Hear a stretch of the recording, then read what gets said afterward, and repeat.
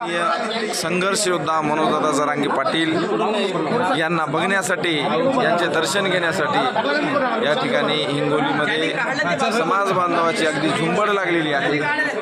दादांना स्पर्श करण्याची, दादांचे चरण स्पर्श करण्यासाठी सर्व समाज बांधव गडबड करत आहेत। महिला भगिनी सुद्धा या ठिकाणी आलेल्या आहेत। बघू शकता आपण। मराठा आरक्षणातील विविध अपडेट जाणून घेण्यासाठी SMS महाराष्ट्र चॅनलला सबस्क्राईब करा।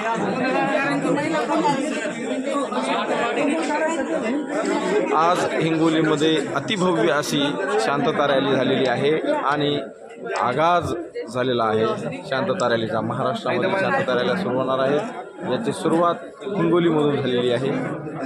आपण बघू शकता या ठिकाणी